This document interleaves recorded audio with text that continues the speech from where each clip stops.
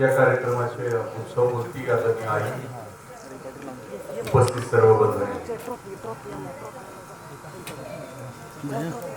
वेळेच्या पलीकडे मोदकाची उत्सुकता आहे. वेळेच्या अलीकडं बाबांनी सांगितलं की ऐकण्यासाठी आलं. देवानं कान दोन दिलेत आणि तोंड एक दिलंय याचं मला पूर्ण भान आहे. कारण दुपटीनं ऐकायचं असतं आणि एक पटीनं बोलायचं असतं. कार्यक्रम खूप उशीर झालाय आणि मी आता सांगितलं तर आता शिट्ट्यांचा आवाज यायला पाहिजे का घरामध्ये, पण तो न येता सुद्धा आपण सगळेजण इथं बसलो आहोत. खर तर कल्पवृक्ष आणि पर्यावरणाचं संवर्धन या दोन गोष्टी मी ढेबे साहेबांच्याकडे आकर्षित यासाठी झालो की नाव दिलेलं आहे कल्पवृक्ष. आणि दुसरं गोष्ट इथं प्रत्येकाला देत असताना एक झाड दिलेलं आहे. कल्पवृक्ष या शब्दाचा अर्थ ज्ञानेश्वर माऊलींनी खूप सुंदर सांगितला की ज्या झाडाखाली बसल्यानंतर जी कल्पना करू ती कल्पना वास्तवात आणण्याची जी क्षमता वृक्षाची आहे त्याला कल्पवृक्ष असं म्हणतात. कल्पवृक्ष नात्यांच्या मध्ये फक्त एकच असू शकतो आणि तो आईच असू शकतो. कारण असं म्हटलं जातं की कल्पवृक्षाच्या झाडाखाली आम्ही बसून समजा राजपुरोहित मधली थाळी मागितली तर तो वृक्ष लगेच पुरवतो. राजपुरोहितची थाळी देऊन टाकतो. कल्पवृक्षाच्या खाली राहून आम्ही जर कल्पना केली की आता डनलॉपची गाडी येईल का, राजपुरोहितची प्लेट खाल्ल्यानंतर झोप आता शरीरावर अंमल धरायला लागल्यानंतर आता जर कल्पना आली की आता डनलॉपची गाडी येईल का, त्या वृक्षाखाली चटकन आली. इथं तिसरा प्रश्न, जर तिसरी कल्पना आली की हे सगळं मला देतंय कोण, इथं भूत आहे का, तर ते भूत पण अशी जी कल्पवृक्षाची कल्पना आहे. ज्याला आई आहे आणि ज्याला आईचा अनुभव घेतला त्याच्या लक्षात येईल की जी मागणी आहे पुरवली जाते ते या जगामध्ये एकच नातं आहे, ते निरपेक्ष नातं. आणि कल्पवृक्षाची उपमा असलेले जगामध्ये खूप सुंदर झाड आहे. त्या झाडाचं नाव आहे प्राजक्ताचं झाड. प्राजक्ताचं झाड ज्या वेळेला बहरलेलं असतं आणि त्याच्या खालून जाणारा एखादा जाता जाता जरी खांदा त्या झाडाला लागला, त्या झाडाला इजा केली तर जो इजा करतो त्याच्या अंगावर सुद्धा जो फुलांचा वर्षाव करतो त्याला प्राजक्ताचं झाड, त्याला कल्पवृक्ष असं म्हणतात. या जगामध्ये आई इजा केली लेकरांना तरी तितकंच निरतिशय प्रेम केलं जातं.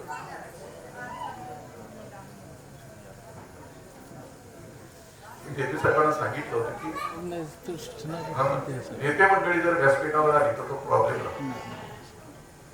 कारण मग खूप अर्जंट असतं त्यांच्या तिकडे कोणीतरी कार्यकर्ते असतात आणि ते खूप व्याकुळ झालेले असतात.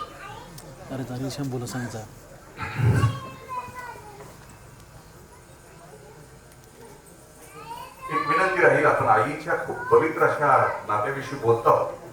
ते मोबाईल खूप वेळा सायलेंट मोडला लावले तर बरं. आणि आताचा सगळ्यात मोठा संस्कार कुठला असेल तर माणसात आल्यानंतर जी गोष्ट माणसातून उठवते किंवा इतराला इजा करते ती बंद असली पाहिजे. सगळ्यात मोठा संस्कार आताच आहे जगामध्ये. कर्मवीर अण्णांच्या सारखा एक निरक्षर माणूस, 5वी 6वी शिकलेला माणूस पुण्याच्या एका थिएटर मध्ये आपल्या मांडलेल्या मुलांच्या सोबत चित्रपट बघायला जातात. त्याच्यामध्ये डायरेक्टर पी.जी. पाटील सर आहेत, सगळी इतर मंडळी आहेत. न्यू हिंद थिएटरच्या पहिल्या बाकड्यावर त्यांचा नंबर येतो. आणि कर्मवीर अण्णांचं शरीर खूप मोठा. अण्णांच्या चटकन लक्षात येते की माझ्या मोठ्या शरीरामुळे मागच्या माणसाला दिसत नाही, तर अण्णा चटकन उठतात आणि शेवटच्या बाकड्यावर जाऊन बसतात. जी माणसं शिकलेली नाहीत त्यांच्याकडे संस्कार असतात. संस्कार या शब्दाचा अर्थ खूप मोठा आहे की या जगामध्ये सहअस्तित्व मान्य करणं. आम्ही ज्याच्यासोबत असतो आणि आई हे शिकवते आम्हाला. मी आता म्हटलं ना, इजा केली तरी प्रेम करणारी या जगामध्ये एकच नातं आहे, ते आईचं नातं. मी ढेबे यांच्याकडे बघितल्यानंतर 9 वारी आहे. म्हणजे हे आईचं नातं सरकत आलेलं आहे. 9 वारी नंतर 6 वारी, 6 वारी नंतर पंजाबी, पंजाबी नंतर असं सरकत आलं. जरी वरचा वेश बदलला असला तरी आतला आईचं अंतःकरण तसंच आहे, तिळतिळ तुटणार आहे. कित्येक आया बघितल्या की ज्यांना दुर्दैवानं संसाराचा गाडा ओढत असताना नोकरी करावी लागते आणि घरात लेकरांना ठेवावं लागतं, त्या आयांचा आक्रोश मी ऐकलेला. कुठल्याही आईला असं नाही वाटत की माझं एक काळजाचा तुकडा मी घरापासून 8 तास दूर आहे आणि तो राहतोय. कुठल्या आईला नाही आवडत, कारण तिचं आतलं आतळं तिळतिळ तुटत राहत. मी ज्या वेळेला आई या शब्दाचा उच्चार असा करतो त्यावेळेला जगभरामध्ये आता आई सांगावी का लागते आणि ढेबे आईच्याकडे बघितल्यानंतर आपल्याला संस्कार कोणता होणं अपेक्षित आहे. ही गोष्ट खरी आहे. मगाशी शिंदे साहेबांनी सांगितलं की इथं वृद्धाश्रम आपण शिवमला सुरू केलेला. ज्या समाजामध्ये वृद्धाश्रम आणि अनाथाश्रमाची निर्मिती होते तो समाज विसंगत आहे, तो समाज जगण्याच्याच पात्रतेचा नाही, असं खूप मोठी विधान मोठ्या मोठ्या लोकांनी केलेली आहे. सुनामीच्या लाटा आल्याने दक्षिण आफ्रिकेमध्ये 2 बेटावर एक घटना घडली.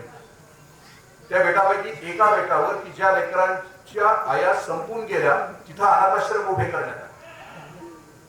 दुसऱ्याही बेटावर असं घडलं पण तिथं अनाथाश्रम उभे राहिले नाही. त्याचं कारण असं होतं की ज्या बेटावर अनाथाश्रम किंवा वृद्धाश्रम उभे राहिले नाहीत त्या बेटावरच्या लोकांचा संस्कार इतका तीव्र होता की त्यांनी अनाथ झालेली मुलं आणि अनाथ झालेले आई बाप स्वतःच्या घरामध्ये घेतले आणि त्यांच्या सोबत राहू. ही जगण्याची खूप उच्चतम अशी अवस्था. दुसऱ्याला आपल्या पदराखाली घेऊन त्याला प्रेम देणं ही सगळ्यात मोठी व्यवस्था. आई आपल्याला सांगावी लागते, कारण आपल्या लक्षात येईल की ठाण्यामध्ये आई नको आहे संसारामध्ये म्हणून मुलगा आणि सून आईला मारून घरातल्या बाथरूमच्या फरशीखाली काढून टाकतात आणि ते रक्त खालच्या फ्लॅटमध्ये गळतं आणि त्यावेळेला ही घटना उघडकीस येते. आई यासाठी सांगावी लागते की कोणाला तरी संध्याकाळी त्या डान्स बारवर जायचं आहे, काही पैसा घरात नाही म्हणून घरात आई काही देत नाही म्हणून आईला मारून मंगळसूत्र घेऊन जाऊन आईला मारून मंगळसूत्र विकून तो त्या दिवशी डान्स बार बघतो. त्यावेळेला आई सांगावी लागते. बाबाच्या वेळेला सांगावा लागतो की माझ्या जिल्ह्यामध्ये एकुलता एक मुलगा आहे, घरामध्ये श्रीमंती आहे, नवरात्रीचा उत्सव आहे आणि मुलाला आपल्याला मैत्रिणी बरोबर गरबा डान्स करायचा आहे. बाबा पैसे देत नाही. बाबा द्राक्षाच्या बागेत काम करतायत, दुसऱ्या दिवशी बाबाला तो पैसे मागतोय, बाबा देत नाही. दुपारचं जेवण करून बाबा झोपतायत, बाबूकुक्षी घेत आहेत आणि हा एकुलता एक मुलगा वडिलांच्या डोक्यामध्ये दगड घालतोय. वडील मृत्युमुखी पडलेत की नाही तपासून बघतोय, परत एकदा दगड घेतो आणि छातीवर 2 वेळा दगड मारतोय. वडिलांच्या खिशातले पैसे घेतोय. त्या दिवशी रात्री मैत्रिणी बरोबर गरबा डान्स करतोय आणि स्वतः सकाळी जाऊन सांगतो माझ्या वडिलांचा खून झाला. आई बाबा सांगावे लागतात आणि सांगण्याच्या पाठीमागची भूमिका आहे. ज्यावेळेला मी इतक्या तीव्र आणि हिंस्र घटना आपल्याला सांगतो त्यावेळेला दुसऱ्या वेळेला मात्र धुळ्यासारख्या शहराच्या बाजूला जे जंगल आहे त्या जंगलामध्ये 2-3 वर्षापूर्वी एका वाघाचं बछडं विहिरीमध्ये कोसळलं. तर आजूबाजूच्या वाघांनी शिकार करायची रोज आणि बछडा वर येत नाही तोपर्यंत ती शिकार त्या बछड्याला जगवण्यासाठी टाकायची. म्हणजे एका बाजूला माणूस सुसंस्कृत म्हणून आपल्या आईला अशा पद्धतीने वागवतो आणि दुसऱ्या बाजूला आम्ही हिंस्र जनावर जनावर होतो ती मात्र आपल्या पुढच्या पिढीसाठी सतर्क असतात आणि म्हणून आई सांगावी लागते. आई खरं तर सुरू कधी झाली तुमच्या माझ्या घरामध्ये आईच्या आणि संस्काराला सुरुवात कधी झाली? खरं तर माणूस नावाची जात आहे या फॅक्टरीमध्ये, जगाच्या फॅक्टरीमध्ये माणूस हा सगळ्यात शेवटी जन्माला घातला. म्हणजे परमेश्वराच्या फॅक्टरीतलं किंवा निसर्गाच्या फॅक्टरीतलं सगळ्यात शेवटचं मॉडेल कुठलं असेल तर ते माणसाचं मॉडेल. याच्यानंतर नवीन मॉडेल तयार व्हावं या इच्छेनं योगी अरविंदांनी पॉंडिचेरीमध्ये एक प्रार्थना केली. ती प्रार्थना अशी होती की हे देवा, हे विश्वात्मक देवा, एक नवीन असा माणूस तयार कर की ज्याच्या हृदयामध्ये द्वेष नाही, मत्सर नाही, हिंसा नाही, घृणा नाही, असा एक नवीन माणूस तयार कर म्हणून त्या देवाला प्रार्थना केली. पण त्यावेळेला त्यांनी सांगितलं होतं, त्या पराशक्तीनं असं सांगितलं अरविंदाला की याच्यानंतर मी नवीन मॉडेल तयार करणार. म्हणजे माणसाचं शेवटचं मॉडेल आहे, याच्यानंतर अजून नवीन मॉडेल तयार झालं नाही. उत्क्रांतीच्या मॉडेलनुसार असं म्हटलं जातं की माणसाची जर शेवटची जात असेल तर याच्यानंतरची आणखी एक जात जन्माला यायला. म्हणजे नको असलेला अवयव, नको असलेल्या गोष्टी शरीरावरच्या गळून पडणं आणि हवे असलेलं राखून.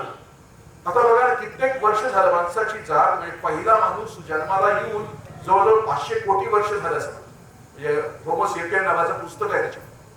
आणि तो त्याचा विकास होत चालला आणि आता फक्त आमच्या डोक्यावरची केस जायला लागली, नख जातील अशी अपेक्षा आहे. माकड हाड तसंच आहे, डोक्यावरची केस गेली, पण त्याला एक फायदा झाला आणि 2 तोटे. फायदा एक झाला की बायको डोक्यावर बसण्याची शक्यता नाही. तोटे 2 झाले की तोंड धुताना नेमकं कळत नाही की कुठपर्यंत धुवावं. आणि 12व्याला बारशाला जेवायला गेलं तर नाम वळताना कळत नाही की हे कुठपर्यंत पाठीमागं वडावं. वडणाऱ्याला कळत नाही की कुठपर्यंत पाठीमागं. विकास झाला आणि इथपर्यंत येऊन थांबलं. खरं तर माणसाची शेवटची तिथपर्यंत आल्यानंतर माणसाच्या त्यावेळेला फक्त 2च भुका होत्या. आता ती कापायची वगैरे आहे का?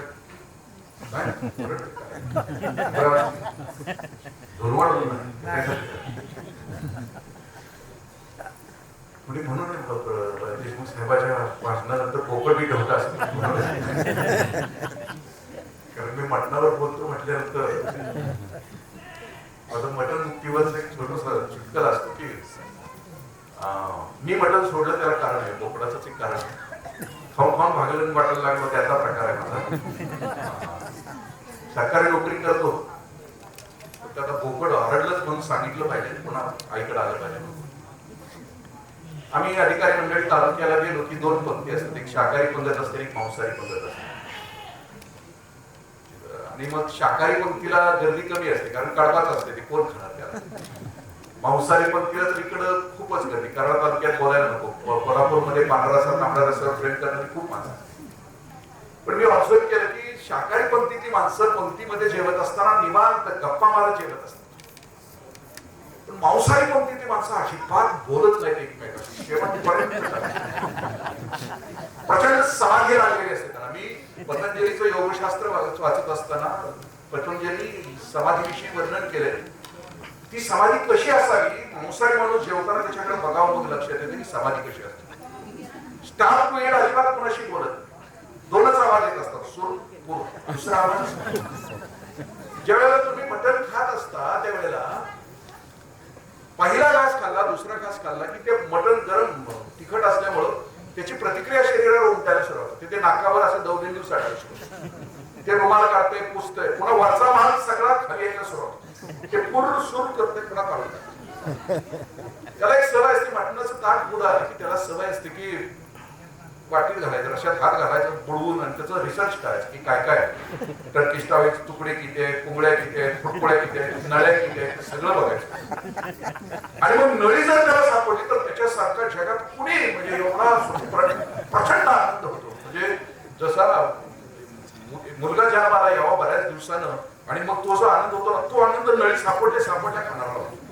पण ते नळी खाताना इतकं एकाग्र झालेलं असतं, ते ताटात असं वाजवते, आता ताट फोडते का काय पाठी, पुन्हा ती नळी असं तोंडात घेते, टाचलून 5 मिनिटं त्या नळीशी पूर्ण एकाग्र झालं. त्याच्या त्या अवस्थेमध्ये इंद्रदेव अमृत घेऊन आला आणि त्याला जर म्हटलं की बाजूला ठेव, तुला अमृत देतोय, ती त्याला म्हणत तू सूट मागारी, ती काय ह्याच्यापेक्षा दुसरा अमृतच कुठला असतो. ते 5 मिनिटं त्या नळीशी संघर्ष करताय. 5 मिनिटानंतर एवढा गुल त्याच्या तोंडात पडतोय, ते पडल्यानंतर जग जिंकल्याचा त्याला आनंद. याच्यातून कुत्र्याच्यात काय फरक आहे मला कळालेलं नाही, पण ती खाल्लं. मी पण होतो कुत्रा बरंच काळ, मी सोडलं त्याला कारण एक नाही. मी कबीराचा एक दोहा वाचला. मगाशी बाबा म्हटले की परिवर्तन होतं का माणसामध्ये? होतं. कधी होतं की तो काठावर आला असेल, त्याची बुद्धी तरल झाली असेल, परिवर्तनाचा क्षण आला असेल, नेमका त्यावेळेला विष पडला असेल तर परिवर्तन. मी एक फक्त दोहा वाचला कबीरांचा, घास खाकर मांस बढ़ाए उसकी उल्टी निकले खात, मांस खाकर मांस बढ़ाए उसका क्या होता. म्हणजे गवत खाऊन ज्या बोकडाच्या अंगावर चरबी चढते त्याची साल्टी सुद्धा उलटी काढली जाते. मग मटण खाऊन ज्याच्या अंगावर चरबी चढेल तो मरताना कसा मरेल? कबीर म्हणतात जसं बोकड फडफडून मरेल, मरतो तसा तो मरेल, जशी कोंबडी फडफडून गेली तसा तो मरेल, असं कबीर म्हणतात. मी तुम्हाला खाऊ नका असं अजिबात म्हणणार नाही, निवांत खात राहा. त्याच्यासाठी जन्म, खाण्यासाठी जन्म आपला आहे. ज्यांना फक्त परमार्थाच्या मार्गावर वाटचाल करायची त्यांनी खाण्यासाठी. आई ही माणसाच्या जातीमधली, आई ज्यावेळेला जन्माला आली, भाषा सुरू झाली, लिपी सुरू झाली, आणि पहिली आई ज्यावेळेला माणसाची सुरू झाली, कारण माणूस हा समूहामध्ये राहत होता कित्येक पिढ्या, आणि समूहामध्ये राहत असताना नाती 2च होती त्यावेळेला माणसाच्या जातीमध्ये की जी जनावरांच्या मध्ये असतात. नर आणि एक होती मादी. माणूस नर मादीच्या रूपात कित्येक पिढ्या, असं म्हटलंय की 25 लाख पिढ्या माणसाच्या तशा गेल्या. त्या गेल्यानंतर त्यातल्या एका माणसाच्या लक्षात आलं की अरे आपण चुकीचं जगतोय, म्हणून त्यातल्या एका नराने एक मादी निवडली, त्याच्या मित्राने अनेक माद्या निवडल्या, पहिलं घर आणि पहिलं गाव जन्माला. आणि आता संस्काराला सुरुवात आहे. संस्कार 3 वेळेला ती आई करत होती. बाळ जन्माला आलं, गुहेत सगळा व्यवहार चालायचा. एक दिवशी सकाळी आई उठल्यानंतर बाळ 3, 4, 5, 6 वर्षाचं झालंय. आई गुहेच्या बाहेर आली, सूर्य कासरावर वर आला आणि आईच्या लक्षात आले की सूर्य उगवलाय, सृष्टीला चैतन्य प्राप्त झालंय, अवघी सृष्टी झाली आणि माझं बाळ झोपलंय. आईला खूप वाईट वाटलं. आई आत गेली आणि आपल्या बाळाला ती उठवते. ती आई त्यावेळची खूप छान उठवायची. रामा रघुनंदना उठ रे बाळा. म्हणजे उठवताना खूप मृदू. आता बाळ जर 12वी किंवा 10वीला असेल, त्याला उठवायची वेळ आईला किंवा बाबाला आली तर मरतय, ते चिताड मरतय. त्याला शिवीशिवाय दुसऱ्याने उठवतच नाही. कारण आम्ही शिक्षण व्यवस्थेमध्ये 10वी आणि 12वी म्हणजे अंतिम पकडून चालतो. त्यामुळे 10वी आणि 12वी मध्ये ते किती म्हणजे अन्याय त्या लेकरावर होतो. घरच्या बाराखड्याच्या सगळ्या शिव्या सकाळी उठवत असताना त्या बाळाला शिकवायला. किती अवघड परिस्थिती असू शकते. मी फक्त उदाहरण आपल्याशी शेअर करतो. 10वीला फक्त 0.3% मार्क, 0.3% मार्क पहिल्या 50 मध्ये येण्यासाठी एका मुलीला कमी पडले. मी त्या कार्यक्रमाच्या प्रमुख पाहुणा होतो. अख्खी शाळा आली होती आणि पालक आले होते. पण ज्या मुलीचा सत्कार करायचा होता की जिला 0.3, पण ती त्या केंद्रामध्ये पहिली होती, तालुक्यात पहिली होती, फक्त बोर्डाच्या पहिल्या 50 मध्ये ती आलेली नव्हती. ती आली नाही म्हणून मुख्याध्यापकाने असिस्टंट शिक्षक पाठवला होता, उपशिक्षक, की तिला घेऊन या. पण परत आल्यानंतर जे सांगितलं होतं ना वाक्य, ते खूप थरारणार होतं. कारण आम्ही लेकरं उभी करण्याच्या नादात आम्ही पालकत्वाचा किती चुरा करून टाकतो. त्या उपशिक्षकाने सांगितलेली बातमी अशी होती की बाळ पहिलं म्हणजे 3 मार्कानं 50च्या आत आलं नाही म्हणून तिचा गाल बोचकारण्यात आला. अजून थोडा अभ्यास केला असतास तर तू आणखी काय कमवलं असतस. 10वी आणि 12वीला जर मुलगा असेल आणि त्या घरात आम्ही पाऊल टाकलेलं असेल तर आमच्या लक्षात येते की या घरात आत्ताच कुणीतरी गेले का काय असं वातावरण असतं. मी ज्या चाळीत राहत होतो क्लासरूम अधिकाऱ्यांच्या पुण्याला, आमच्या शेजारचे एक अधिकारी होते, त्यांची मुलगी 12वीला आणि तिच्या आईवडिलांनी दारावर लिहून ठेवलं होतं माझी मुलगी 12वीला आहे, कुणी येऊ नये जाऊ नये.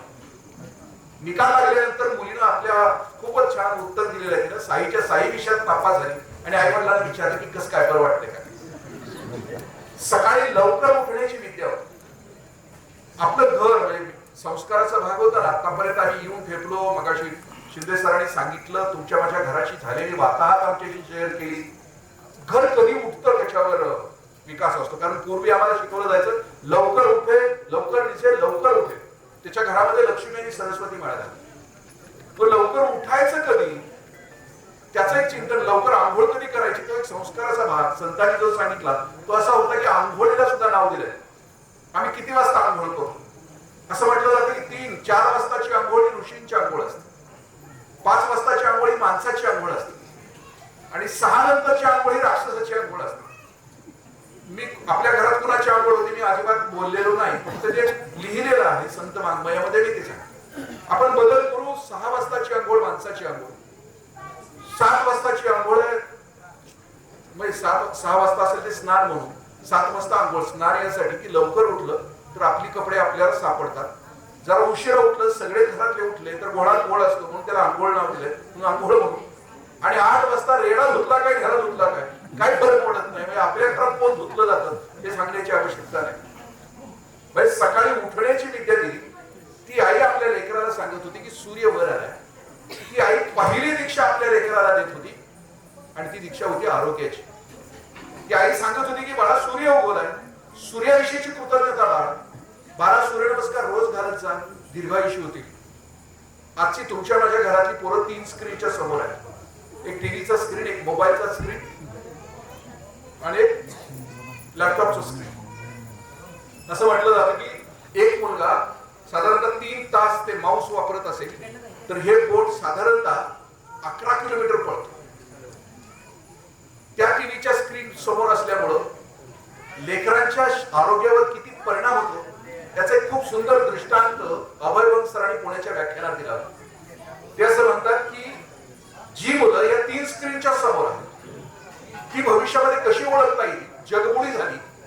भविष्यामध्ये ढिगाराखाली टीव्ही समोर असणारी, मोबाईलवर असणारी, कॉम्प्युटरच्या समोर असणारी मुलं ओळखण्याची खूण कोणती असेल, त्या ढिगाऱ्यातून ज्या वेळेला माणसाची हाडं बाहेर काढली जातील आणि लहान मुलांची हाडं असतील, त्या हाडामध्ये ज्याचं अंगठ्याचं हे बोट पॉवरफुल आहे, बाकी सगळी नाजूक बोट आहे, अशी समज या हाडांचा सापडा, तर ती मुलं याच्या समोर असतील. पहिली दीक्षा आईने दिलेली होती ती आरोग्याची दिली होती.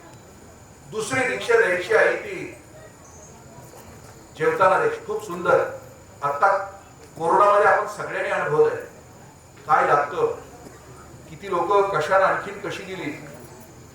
जेवताना ती आई दीक्षा देत असताना असं म्हणायची की बाळा 2 घास कमी खा. आणखीन एक दीक्षा देत होती की आई सांगायची की बाळा हात जोड, तुझ्या ताटातला प्रत्येक पदार्थ निसर्गाने तुला दिलाय. आणि ती प्रार्थना म्हणायला सांगत असताना अन्न कशासाठी घ्यावं त्याच्याविषयीचा ती श्लोक सांगायची. ती म्हणायची की मुखी घास घेता करावा विचार, कशासाठी हे अन्न मी सेवनार, म्हणून माझी हातून देश सेवा, म्हणून मला मिळावी शक्ती देवा. आणि दुसरा संस्कार ती आई त्यावेळेला असं करत होती. ती आई सांगायची की बाळा 2 घास कमी खा. कमी यासाठी खा की गावामध्ये कोणीतरी आज उपवाशी आहे. तू जर 2 घास कमी खाल्ले तर त्या घरातल्या लेकराच्या मुखामध्ये 2 घास पडतील ते जरूर. मी ज्या वेळेला हे वाचलं त्यावेळेला विवेकानंदांचं एक वाक्य त्याच्या खाली आहे. ते असं म्हणतात की ती आई 2 घास कमी खाण्याची दीक्षा देत असताना व्यष्टीचं समष्टी आणि समष्टीचं सृष्टीशी नातं जोडत होती.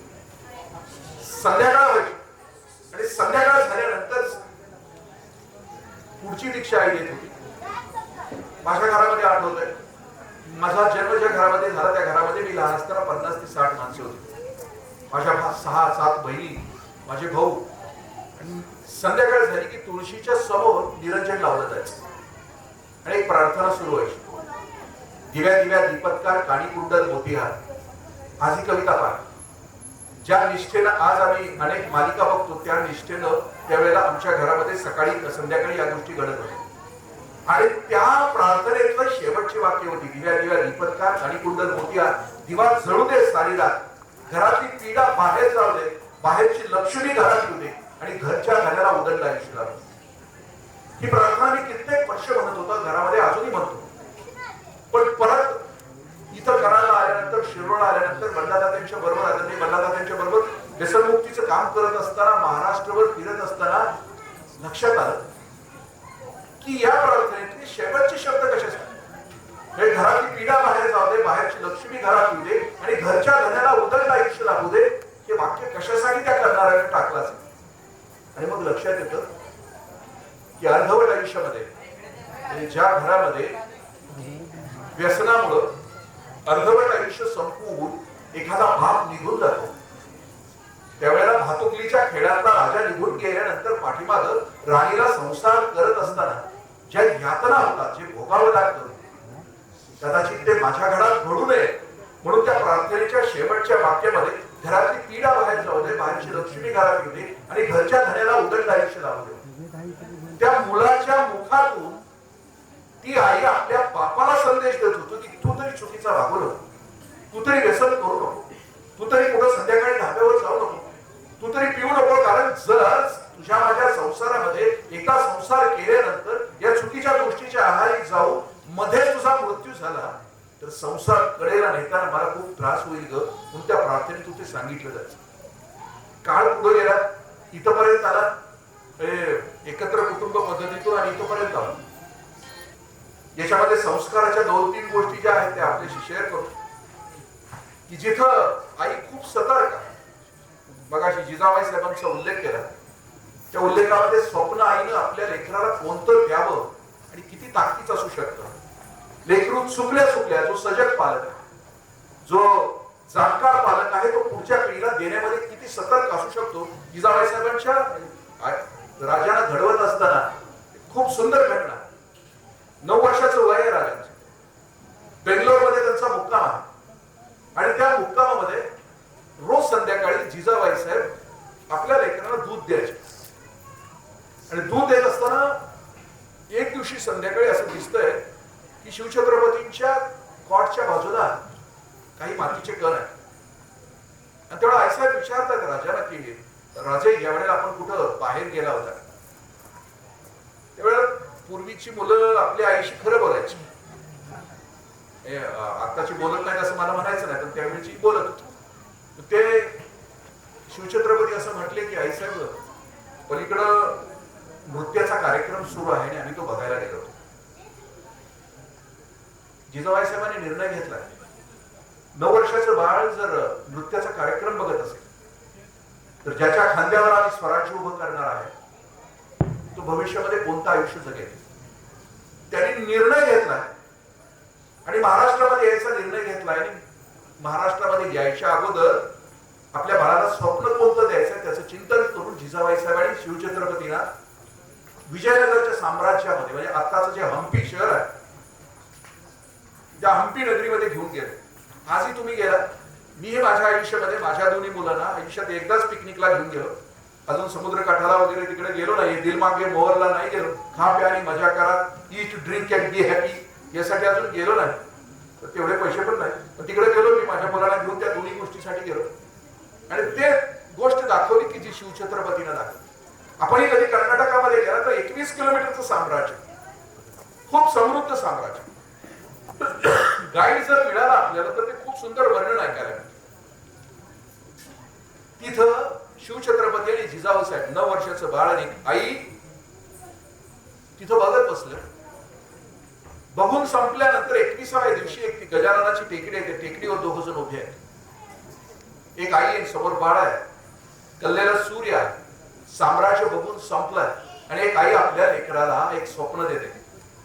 ते स्वप्न असं होतं की राजे आपल्याला महाराष्ट्रामध्ये एक स्वराज्याची स्थापना करायची. 9 वर्षाच्या त्या बाळाला माहित नाही, कळत नाही, पण ते फक्त आईच्या चेहऱ्यावर लक्ष ठेवून आहे. तेव्हा ते कोणतं स्वराज्य. त्यावेळेला जिजाबाई साहेब त्यांना सांगतात की राजे या विजयनगरच्या साम्राज्याच्या इतिहासामध्ये 240 वर्ष